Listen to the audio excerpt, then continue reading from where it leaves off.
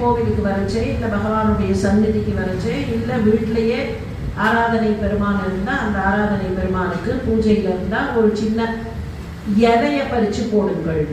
யாவர்க்குமா இறைவர்க்கொரு பச்சிலை. பச்சையா இருக்கிற ஏதாவது ஒரு இலைங்க. திருமூலர் எவ்வளவு சாமர்த்தியசாலி பாருங்கள். இன்னைக்கு நாம திருமூலர் எதிரில் இருந்தா என்ன கேள்வி கேட்போம்? திருமூலரே என்னமோ பச்சை இலை அப்படிங்கிறீங்களே, என்ன இலைன்னு சொல்லக்கூடாதா? ஸ்பெசிஃபிக்கா சொல்லக்கூடாதா? இன்னைக்கு அப்படித்தானே கேட்போம். திருமூலர் இஸ் வெரி நான் ஸ்பெசிபிக் அப்படின்னு சொல்லுவோமா இல்லையா? என்ன இலை இது கூட உங்களுக்கு தெரியாதா? மகாவிஷ்ணுவா இருந்தா துளசி, சிவனா இருந்தா வில்வம், பிள்ளையாரா இருந்தா அருகம்புல்லு, இப்படி சொல்ல வேண்டாமா? இதை கூட சொல்லாம யாவர்க்குமாம் இறைவருக்கு ஒரு பச்சிலை, பச்சையா இருக்கிற இலை அப்படின்னா என்ன அர்த்தம்? ஏன் பச்சிலைன்னு சொல்லுகிறீர்கள்? ஏன் கொஞ்சம் ஸ்பெசிஃபிக்கா சொல்லக்கூடாதா? கேட்டுள்ள திருமூலர் அடுத்த லைன் சொன்னார், யாவர்க்குமாம் பசுவுக்கு ஒரு வாயுரை இல்லை. இது இன்னும் மோசம். பச்சிலைன்னு முதல்ல சொல்லிட்டு அடுத்த லைன்ல யாவர்க்குமாம் பசுவுக்கு ஒரு வாயுரை. எதுக்கு இப்படி சொல்ற? முதல்ல யாவர்க்குமாம் இறைவருக்கு ஒரு பச்சிலை. மனுஷ மனசு இருக்கே கொஞ்சம் சிக்கல் பிடிச்ச மனசு. இப்ப யார்கிட்டயோ ஒருத்தர்கிட்ட சொல்றோம்னு வச்சுக்கோ, நீங்க நாளைக்கு ஒருத்தருக்கு உதவி செய்ய வேண்டும். கேட்குறேன், நான் என்ன பண்ணலாம், உதவி பண்ணணும். நீங்க நாளைக்கு அவருக்கு ஒரு 1000 ரூபாய் கொடுத்து விடுங்கள், அதுதான் உதவி அப்படின்னு சொல்றோம்னு வச்சுக்கோ. இந்த மனுஷ மனசு எப்படி வேலை பண்ணணும் தெரியுமா? எண்ணி பார்ப்போம். எண்ணி பார்த்தா அதுல 900 ரூபாய் இருக்கும். 1000 ரூபாய் இருக்க 900 இருக்கும். என்ன பண்ணணும்? 1000 ரூபாய் கொடுக்க சொன்னார்கள், நம்ம கிட்ட 900 இருக்கு, 900 கொடுத்துடலாம் அப்படின்னு தோணாது. அது ஐ ஹாவ் ஒன்லி 900 rupees. இப்பெல்லாம் கேஷ்லாம் வச்சுக்கிற காலம் இல்லையா? Everything is UPI and online transaction தானே. அதனால ஐ ஜஸ்ட் ஹேவ் 900. நீங்க 900 சொன்னீர்கள், அதனால 900 தான் இருக்குங்கிறதுனால ஐ வில் நாட் கிவ். இந்த மனுஷ மனசு இருப்பதை கொடுப்போமே நினைக்கிறது. I will not give. யாவர்க்குமாம் இறைவருக்கு ஒரு துளசின்னு சொல்லி இருந்தா நாம என்ன பண்ணிருப்போம்? எங்க தெருவிலேயே துளசி இல்லை. யாவர்க்குமாம் இறைவருக்கு ஒரு வில்வம்னு சொல்லி இருந்தா எங்க ஊர்லயே வில்வ மரம் இல்லை. திருமூலர் ரொம்ப கேர்ஃபுல்லா சொன்னார், ஏதோ ஒரு பச்சை மரம் இருக்குமா இல்லையா? துளசியா, வில்வமா, அருகம்புல்லா கவலைப்பட வேண்டாம். யாவர்க்குமாம் இறைவருக்கு ஒரு பச்சிலை, என்ன கையில் கிடைக்கிறதோ கொண்டு போய் போடுங்கள். திருமூலரே, நாங்க 2026ல இருக்கோம். நீங்க அந்த காலம் நீங்க இருக்கும்போது நிறைய மரம் எல்லாம் இருந்தது, செடி கொடி எல்லாம் இருந்தது. இப்பெல்லாம் செடி கொடி எல்லாம் இல்ல. we have huge complexes, buildings. எங்களுக்கு அவ்வளவு சுலபத்துலலாம் செடி கொடி, ஃபார்ம் ஹவுஸ்க்கு போனா வேணா செடி கொடி எல்லாம் கிடைக்கும், இங்கெல்லாம் கிடைக்காது. நாங்க என்ன பண்றது? அதுக்கு ஒரு வழி சொன்னார், யாவர்க்குமாம் பசுவுக்கு ஒரு வாயுரை. நீங்க செடியெல்லாம் தேடி போக வேண்டாம், மரத்தெல்லாம் தேட வேண்டாம். ஏதோ ஒரு பசு போகுமா இல்லையா, அந்த பசுவுக்கு கொஞ்சம் உணவு கொடுங்கள். வாயுரைன்னு சொன்ன சாப்பாடுன்னு அர்த்தம். அந்த பசுவுக்கு கொஞ்சம் உணவு கொடுங்கள். அதுக்கு உணவு கொடுத்தால் போதும். அவர் எவ்வளவு கேர்ஃபுல் பாருங்கள். யாவர்க்குமாம் பசுவுக்கு ஒரு வாயுரையினர், யாவர்க்குமாம் சிங்கத்துக்கு ஒரு வாயுரை, யாவர்க்குமாம் புலிக்கு ஒரு வாயுரை. பக்கத்திலே போக முடியாது. அது அப்புறாடி அந்த பசுவுக்கு ஏதாவது உணவு கொடுங்கள். திருமூலரே, நானும் பார்த்தேன் உணவு கொடுக்கலாம்னு, ஆனா தெருவில் ஒரு பசு கூட போகலையே, நான் என்ன பண்ணட்டும்? பசுவெல்லாம் ரொம்ப டிசிப்ளின்ட் ஆயிடுது, கேட்டல்லாம் ரொம்ப டிசிப்ளின்டா இருக்கு, எதுவுமே ரோட்ல வரல, நான் என்ன பண்ணட்டும்? பசுவே வரலன்னா பசுவுக்கு எப்படி கொடுக்கறதுங்கிறது வேற. பசுவே வரலன்னா எப்படி கொடுக்கறது? பசுவுக்கு எப்படி கொடுக்கறதுன்னு ஒரு கேள்வி வந்தது. நாங்க பசுவுக்காக தேடி ஏதோ துவாதசி அன்னைக்கு தான் அகத்திக்கீரையை வாங்கி கொடுக்குறோம். மற்ற நாள் எல்லாம் காஞ்சி மகா சுவாமி ரொம்ப சிம்பிளா ஒரு வழி சொன்னார், கவலைப்படாதீர்கள். உங்களுக்கு தேடிட்டு போக முடியலன்னா கவலைப்படாதீர்கள். வீட்டுல காய்கறி நறுக்கும் போது அந்த காயில தோலி வருமா இல்லையா, அந்தந்த காயில அந்த தோலி எடுத்து பசுவுக்கு கொடுங்க. சாரி மிஸ்டர் மகாஸ்வாமி, நாங்க இன்னைக்கு we have changed, our life has changed. நாங்க வீட்டுலலாம் காய்கறியை நறுக்கிறது இல்லை, அது கூட எங்களுக்கு பேக்கெட்டா வந்துடுறது அப்படின்னு சொன்னா திருமூலர் அதுக்கு ஒரு வழி சொன்னார். யாவருக்குமாம் பசுவுக்கு ஒரு வாயுரை வேண்டாம், யாவருக்குமாம் உண்ணும் போது ஒரு கைப்பிடி. நீங்கள் சாப்பிடும் போது பக்கத்தில் இருப்பவர்களுக்கு ஒரு கைப்பிடி கொடுங்கள். கைப்பிடின்னு சொன்னாரு. கைப்பிடினா எவ்வளவு? கைப்பிடினா எவ்வளவு? எவ்வளவு கொடுக்கணும்? சரியா சொல்லவே இல்லையா திருமூலர். கைப்பிடி கொடுக்குறாரு, என்ன அர்த்தம்? ஒவ்வொருத்தரோட கைப்பிடி சைஸ் மாறும் இல்லையா? ஒவ்வொருத்தரோட கைப்பிடி சைஸ் மாறும். ஒருத்தரோட கைப்பிடியே ஒவ்வொரு சமயத்துல மாறும். 20 வயசுல இருந்த கைப்பிடி வேற, 40 வயசுல இருக்கிற கைப்பிடி வேற, 10 வயசுல இருக்கிற கைப்பிடி வேற. என்ன கொடுக்க சொல்ற? தெரிஞ்சுதான் சொல்றேன், தெரிஞ்சுதான் சொல்றார், தெரியாம சொல்லல. ஸ்பெசிபிசிட்டி இல்லாம தான் சொல்றார், நான் ஸ்பெசிபிக்கா சொல்றார். அவர் ஒரு ஸ்பூன் அப்படின்னு சொல்லியிருந்தா, ஒரு டீஸ்பூன் அப்படின்னா 5 ml என்கிட்ட இல்ல, I'm sorry, I have 3 ml, so I can't give. ஒரு டேபிள் ஸ்பூன், ஐம் சாரி, இல்ல. ஒரு டம்ளர் 200 ml இல்ல. கைப்பிடிங்க. கைப்பிடி என்ன? இன்னைக்கு நிறைய இருந்தா கைப்பிடி பெருசா இருக்கலாம், குறைச்சலா இருந்தா கைப்பிடி சின்னதா இருக்கலாம். இருக்கிறதுல கொஞ்சம் பகிர்ந்து கொள்ளுங்கள். யாவருக்குமா உண்ணும் போது ஒரு கைப்பிடி. திருமூலரே எனக்கு அதுவும் முடியல. யாவருக்குமாம் இறைவருக்கு ஒரு பச்சிலை. எங்க ஊர்ல மரஞ்செடி கொடியே இல்லை. யாவருக்குமாம் பசுவுக்கு ஒரு வாயுரை. பசுவே போகல. யாவருக்குமாம் உண்ணும் போது ஒரு கைப்பிடி. ஐம் சாரி, நான் சாப்பிடும் போது யாருமே வரல, நான் மாத்திரம் தான் தனியா இருந்தேன், என்ன பண்ணட்டும், யாருக்கும் கொடுக்க முடியல. யாவருக்குமாம் பிறர்க்கு இன்சொல் அதாமே. நீங்க வேற ஒண்ணும் கொடுக்க வேண்டாம், பக்கத்துல இருக்கக்கூடியவர்களுக்கு ஒரு நல்ல வார்த்தை பேசுங்கள். அந்த நல்ல வார்த்தையை கடவுளுக்கு செய்கிற மகேஸ்வர பூஜை. ஒரு நல்ல பாசிட்டிவா ஒரு வார்த்தை பேசுங்கள் போதும்.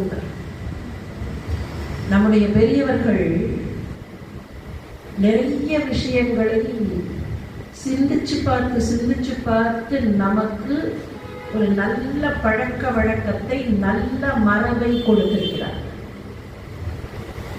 சில வார்த்தைகளை தான் பேசலாம், சில வார்த்தைகளை பேசக்கூடாதுன்னு ஒரு முறை வைத்திருக்கிறார்கள். அந்த காலத்துல சின்ன குழந்தைகள் பேசும்போதே சொல்லுவார்கள், சின்ன குழந்தைகளுக்கு தெரியாது, மழலையில ஏதாவது ஒரு வார்த்தையை சொல்லும் போது கூட கிரக தேவதை கேட்டுருவோம், தப்பான வார்த்தை சொல்லக்கூடாது. அமக்கு காயம் மூணும் தூய்மையாக இருக்கும். அப்ப பிராக்டிக்கலா எப்படி நம்முடைய வாழ்க்கை நல்ல வாழ்க்கையாக இருக்கும் அப்படிங்கிறதுக்காகத்தான் கடவுளுக்கு செய்யக்கூடிய தொண்டு. நாம பண்ற ஒன்னொன்னும் கடவுளுக்கு செய்யக்கூடியதுன்னு சொன்னா கண்டிப்பாக தப்பு பண்ண மாட்டோம். கடவுள் பார்த்து கொண்டே இருக்கிறார்னு சொன்னதும் அதனால்தான். பகவான் பார்த்து கொண்டே இருக்கிறார். வேதத்தின்படி பகவானுக்கு சகர்ஷ சீர்ஷானே பேர். சகசிராட்ச சகர்ஷ சீர்ஷ. 1000 கண்களை கொண்டவர், 1000 தலைகளை கொண்டவர். ஏன் 1000 கண்கள், ஏன் 1000 தலைகள்? எப்போதும் எம்மை பார்த்து கொண்டே இருக்கிறார். எங்கே இருந்தாலும் என்னை பார்த்து கொண்டே இருக்கிறார். அப்ப நான் என்ன செஞ்சாலும் தெய்வத்துக்கு தெரியும், நான் என்ன சிந்திச்சாலும் தெய்வத்துக்கு தெரியும். தெய்வம் என்னை பார்த்து கொண்டே இருக்கிறது. நான் தப்பு பண்ணினாலும் அந்த தெய்வத்திற்கு தெரிந்துவிடும், தப்பு பண்ண தோணாது. அதே சமயத்துல நான் செய்யக்கூடிய நன்மைகள், அந்த தெய்வத்திற்கான தொண்டு, அந்த தெய்வத்திற்கான கைங்கரியம்னா நான் செய்கிற நன்மைகளை நிறைய பண்ண தோணும். எவ்வளவு பிராக்டிக்கலா இதையெல்லாம் கொண்டு வந்து வாழ்க்கையில் வைத்தார்கள். கடவுள் நம்பிக்கைங்கிறது, கடவுள் மேல வைக்கிற பக்திங்கிறது ஏதோ என்னைக்கோ இல்லை, அது அடிப்படையில இருக்க வேண்டியது. அந்த அடிப்படை இருந்து கொண்டே இருந்தால் வாழ்க்கை சரியாக இருக்கும். அதனாலதான் பண்டிகைகள், அதனாலதான் விசேஷம். எதுக்காக கோவிலுக்கு போறது, எதுக்காக திருவிழாக்கள், எதுக்காக பண்டிகைகள்? இந்த திருவிழாக்களும் பண்டிகைகளும் எல்லாரும் சேர்ந்து சமுதாயமாக வாழ்வது. நீங்க பாருங்கள், நம்முடைய பண்டிகைகள்னா ஏதோ ஒரு சில பண்டிகைகளை தவிர மற்ற எல்லாமே கூட்டாக செய்வதுதான், எல்லாருமே சேர்ந்து பண்றதுதான். நான் மாத்திரம் தனியா சுயநலத்தோட பண்றது இல்லை. ஏன் அப்படி கூட்டு பண்டிகைகளாக வைத்தார்கள்னு சொன்னா ஒரே ஒரு காரணம் தான், எல்லாரும் சேர்ந்து செய்யும் போது அதற்கு சக்தி அதிகம், அதற்கு வலு அதிகம். ஒரு அழகான பாரம்பரியம். அந்த பாரம்பரியத்துல தெய்வ பக்திங்கிறது தான் அடிநாதம். அந்த அடிநாதம் வாழ்க்கையை சிறப்பாக கொடுக்கும். அதை சரியாக வைத்துக் கொண்டால் நாம வாழ்கிற வாழ்க்கை நல்ல வாழ்க்கையாக இருக்கும். பண்டிகைகளை டிசைன் பண்ணின போதே அப்படிதான் டிசைன் பண்ணினோம். சித்திரை மாசம் சித்ரா பௌர்ணமி வந்துடும். சித்ரா பௌர்ணமி வந்தா எல்லாருக்கும் தெரியும், மதுரையில மீனாட்சிக்கு திருக்கல்யாணம் வரும். ஒரிஜினலா மதுரை மீனாட்சியினுடைய திருக்கல்யாணம் சித்திரை மாசம் இல்லை. நீங்க மதுரையில போய் பார்த்தா கோவிலை சுத்தி மாசி வீதிகள் இருக்கும். ஆவணி வீதியும் இருக்கும், மாசி வீதியும் இருக்கும். ஆவணி வீதி வந்ததுக்கு காரணம் மாணிக்க வாசகர். மாசி வீதி வந்ததுக்கு காரணம் மீனாட்சி அம்மையுடைய கல்யாணம் மாசி மாசம் நடக்கும். அப்பெல்லாம் திருமலை நாயக்க மன்னருடைய காலத்துக்கு முன்னால வரைக்கும் மாசி மாசம் தான் கல்யாணம். சித்திரையில கல்யாணம் இல்லை, மாசியில கல்யாணம். திருமலை நாயக்கர் தான் இதை மாத்துறாரு. அவர் மாற்றினதுக்கு ஒரு காரணம் உண்டு. பார்த்தார், கல்யாணம் மாசி மாசம், அம்பாளுடைய கல்யாணத்துல கலந்துக்கிறதுக்கு எல்லாரும் வரணும். எல்லாரும் வரணும்னு சொன்னா சுத்துப்பட்டுல இருக்கிற கிராமத்தை சேர்ந்தவர்கள் மாசி மாசத்துல வர்றதுக்கு கொஞ்சம் தயங்கினார்கள்.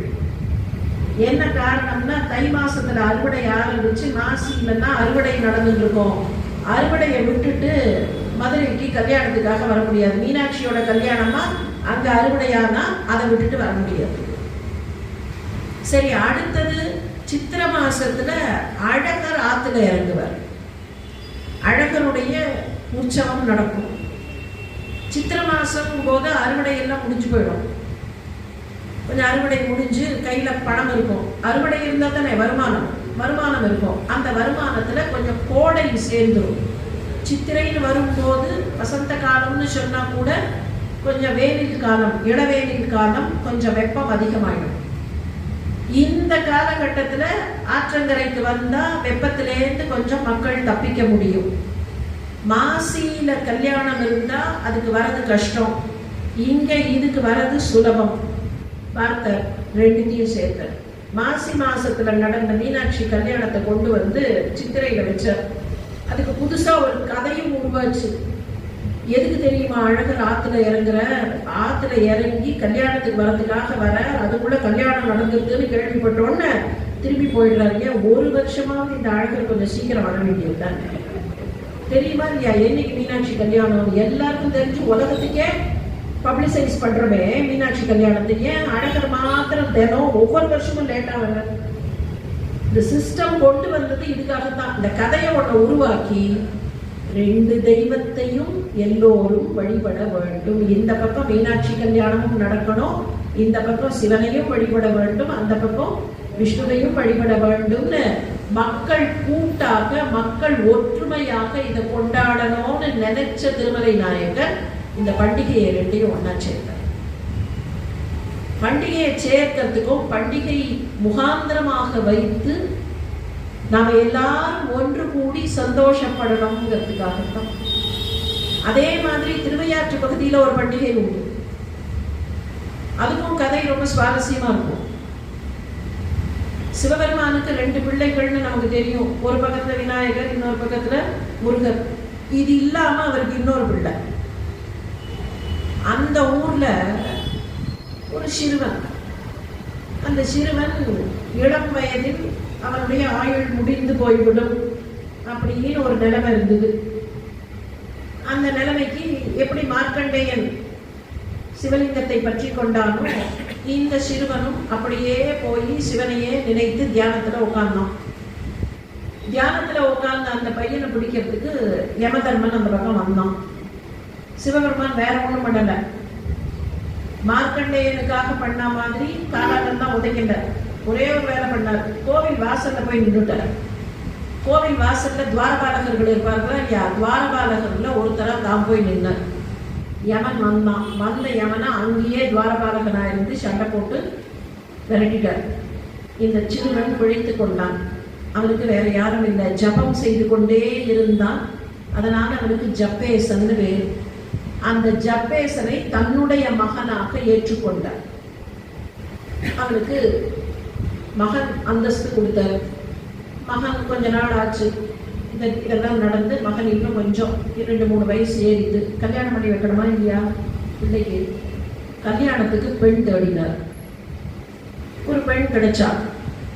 ஒரு 2-3 ஊர் தாண்டி ஒரு பெண் ஸ்வயம் பிரபைன்னு பேர் அவளுக்கு. அதுக்குள்ள இந்த ஜப்பேசனுக்கு மகன் அப்படிங்கிற அங்கீகாரம் கொடுத்த உடனேயே, கவலைப்படாத, நீ என்னுடைய மகனாக இருப்பாய், என்னை காண வருபவர்களுக்கு நீ அப்ரூவல் கொடுக்கிற அதிகார நந்தியாக நீ மாறுவாய்ன்னு சொல்லி அதிகார நந்தி ஆகினார். அதிகார நந்திக்கு கல்யாணம் பண்ணணும், நந்திகேசனுக்கு கல்யாணம் பண்ணணும். ஸ்வயம் பிரபையை கல்யாணம் பேசியாச்சு. என்ன இருந்தாலும் சிவபெருமான், நீங்க மகாவிஷ்ணு கிட்ட கொஞ்சம் சொத்து பத்தெல்லாம் இருக்கும், இந்த சிவபெருமான் கிட்ட ஒன்றும் இருக்காது. அவன் கொஞ்சம் ஓட்டாண்டி. கல்யாணம் பண்ணி வைக்கணும் பிள்ளைக்கு. என்ன பண்றது? செய்தி அனுப்பினாராம். யாருக்கு? மற்ற ஊர் சிவபெருமான்கள் இருக்கிறார்களா இல்லையா, அவர்களுக்கெல்லாம் செய்தி அனுப்பினார். என் பிள்ளைக்கு கல்யாணம், உங்களால் முடிஞ்சதை நீங்க ஹெல்ப் பண்ணுங்கள் அப்படின்னு இங்கேருந்து இன்ஃபர்மேஷன் அனுப்பினார். அவர்கள் பார்த்தார்கள். ஓஎஸ், நாங்க ஹெல்ப் பண்றோம் அப்படின்னார்கள். கல்யாணத்துக்கு என்னெல்லாம் வேணும்? இல்லை, கல்யாணத்துக்கு வரக்கூடியவர்களுக்கெல்லாம் சாப்பாடு போடணும், கவலையே படாதீர்கள். எவ்வளவு சோறு வேணுமோ அவ்வளவு சோறு. எங்கேருந்து வந்தது? திருச்சோற்றுத்துறையிலேருந்து வந்தது. சரி, நெய் வேணுமே, வெறுமன சாதம் போட்டா, நெய்த்தானத்திலிருந்து, தில்லை ஸ்தானம் பார்கள், அதுதான் நெய்த்தானம். நெய்த்தானத்திலேருந்து நெய் வந்தது. இல்லை, பொண்ணுக்கும் பிள்ளைக்கும் கொஞ்சம் அலங்காரம்லாம் பண்ண வேண்டாமா, கொஞ்சம் தங்கம்லாம் வேணும், மகர கண்டிகை. கவலைப்படாதீர்கள், கண்டியூரிலிருந்து மகர கண்டிகை குண்டலங்கள் வந்தன. பூவெல்லாம் வேணுமே, பூந்துருத்தி இருக்க, திருப்பூந்துருத்தியிலேருந்து பூவெல்லாம் அனுப்பு. வேதியர்கள் வேணுமே கல்யாணத்தை பண்ணி வைக்கிறதுக்கு, வேதிகுடியிலிருந்து வேதியர்கள். இப்படி ஒவ்வொரு ஊர்ல இருந்தும் ஒவ்வொரு பொருள் வந்தது. கல்யாணம் கோலாகலமா நல்ல பிரமாதமா நடந்தது. கல்யாணம் முடிஞ்ச உடனே யார் யார் என்னென்ன அனுப்பி வைத்தார்களோ அவர்களுக்கு தேங்க்ஸ் சொல்லணுமா இல்லையா? என்ன பண்ணார்கள்? இங்க அப்பாவும் அம்மாவும், யாரு? சிவனும் பார்வதியும். அவர்கள் ஒரு பெரிய பல்லக்கை ஏற்பாடு பண்ணினார்கள். 2 பேர் ஏறி உட்கார்ந்தார்கள். இன்னொரு பல்லக்கை ஏற்பாடு பண்ணினார்கள். மாப்பிள்ளையும் பெண்ணையும் அதில் ஏறிக்கொள்ள சொன்னார்கள். இங்க இருந்து புறப்பட்டார்கள். போய் ஒவ்வொரு ஊர்ல இருக்கிற சிவபெருமானுக்கும் தேங்க்ஸ் சொல்லிட்டு வரதுக்கு.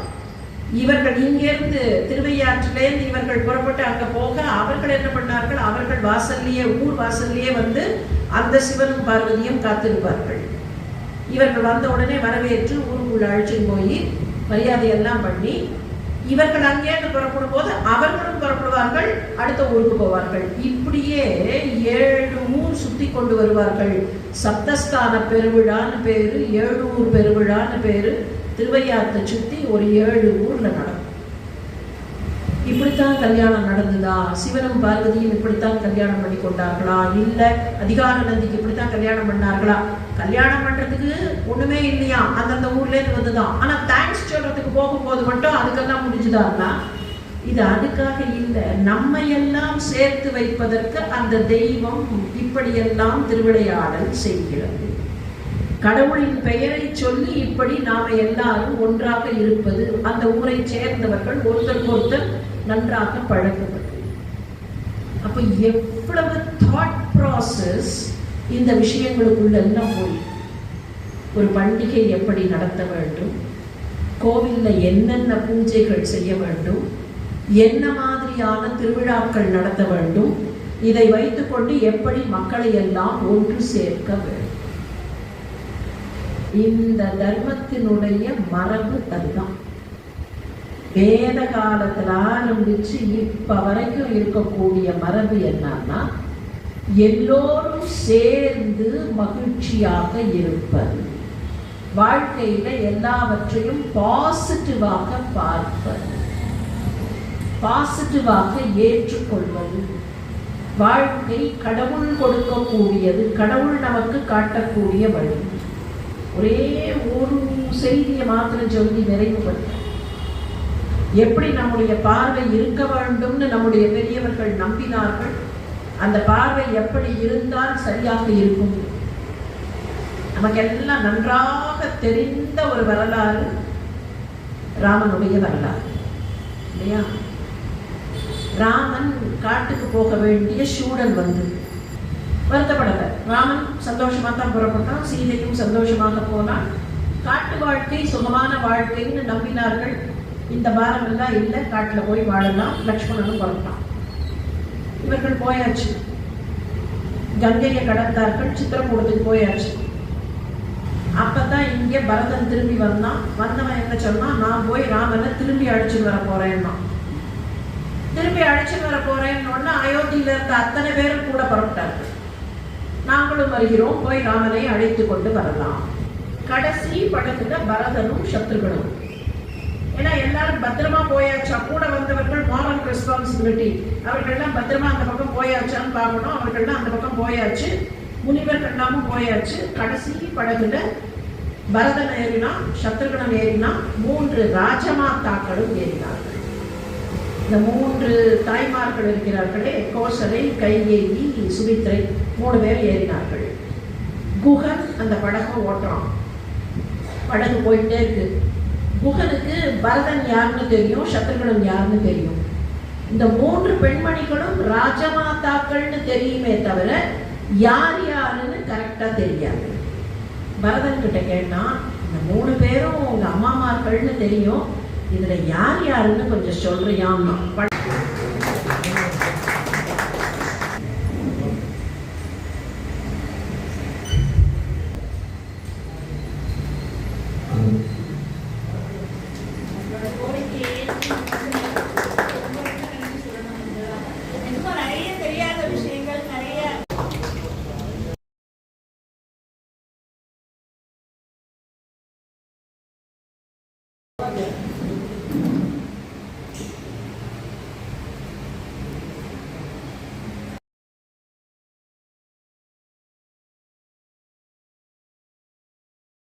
சொன்னா, அழாதப்பா, நீ மாத்திரம் இல்லை பரதா, நீயும் அழாத, சத்ருகனா அழாத, நைவீர் அலீர் மைந்தீர், மைந்தர்களே நீங்கள் அழாதீர்கள். ராமன் காட்டுக்கு வந்ததுனால தானே இப்படி ஒரு நல்லவன் நமக்கு கிடைச்சான். யார? குகனை பார்த்து. இப்படி ஒரு நல்லவன் இல்லைன்னா நமக்கு கிடைச்சிருப்பானா? அவன் காட்டுக்கு வந்ததுனால தானே இவன் ஃப்ரெண்ட்ஷிப் கிடைச்சது, இல்லைன்னா கிடைச்சிருப்பானா? சொன்னா. சொல்லிட்டு அடுத்தது சொல்றா, ராமன் திரும்பி வந்த உடனே நீங்க 5 பேருமா சேர்ந்து ராஜ்யத்தை ஆளுங்கள். ராமன் திரும்பி வந்த உடனே ஐவீரும் ஒரு வீராய் அயன் உலகை அடித்து காப்பி, 5 பேரும் சேர்ந்து. சாதாரணமா சராசரியா ஒருத்தர் இருந்திருந்தா என்ன சொல்லியிருப்பார்கள்? 4 பிள்ளை இருந்ததுனால தான் வீட்டுல இத்தனை பிரச்சனை, ஒரே ஒரு பிள்ளையா இருந்தா சொத்துக்கு பிரச்சனையே வந்திருந்திருக்காது அப்படின்னு தானே சொல்லியிருப்பார்கள். ஆனா கூடுதலா ஒருத்தன் வந்தா நீங்க 5 பேருமா சேர்ந்துன்னு சொல்றானே. ஒரு சிக்கல் வந்த நேரத்துல கூட பார்வை விசாலமாக இருந்தால் எவ்வளவு பாசிட்டிவாக மாற முடியும். இன்னைக்கு பாசிட்டிவிட்டி, பாசிட்டிவ் பர்சனாலிட்டி ட்ரைனிங் அப்படின்லாம் சொல்றோமே, இதை விட ஒரு பாசிட்டிவ் பர்சனாலிட்டி வேற யார்கிட்டயாவது இருக்க முடியும்? அப்ப எவ்வளவு விஷயங்களை நம்முடைய தர்மம் நமக்கு கோவில் வழியாகவும், கடவுள் வழியாகவும், புராணங்கள் வழியாகவும், கதைகள் வழியாகவும் தருகிறது. இந்த தர்மத்தை, இந்த புராணங்களை, இந்த வழிபாட்டை, இதையெல்லாம் நமக்கு கொடுப்பது இந்த மரபுன்னு சொன்னா, இந்த மரபினுடைய மிக முக்கியமான விஷயம், சனாதன தர்மத்தினுடைய மிக முக்கியமான விஷயம், கடவுள் மீது வைக்கக்கூடிய பரிபூரண நம்பிக்கை. கடவுள் மேல பரிபூர்ண நம்பிக்கை வைத்தால் அந்த தெய்வம் நல்லன எல்லாம் தரும். அப்படிப்பட்ட நல்லன இந்த பராபவ ஆண்டில் எல்லோருக்கும் எப்போதும் கிடைக்க வேண்டும் என்பதையே அருள்மிகு சக்கர விநாயகரிடத்தில் நெஞ்சார்ந்த பிரார்த்தனையாக வைத்து மீண்டும் புத்தாண்டு வாழ்த்துக்களையும் வணக்கங்களையும் எல்லோருக்கும் தெரிவித்து ஒரு அற்புதமான வாய்ப்பை கொடுத்து இந்த திருக்கோயிலை சேர்ந்தவர்கள் குறிப்பாக டாக்டர் அவர்களுக்கு என்னுடைய நெஞ்சார்ந்த நன்றியை பாராட்டி அவர்களுடைய திருப்பாத கமலங்களில் எல்லோர் சார்பாகவும் நமஸ்காரத்தை சொல்லி விடைபெறுகிறேன்.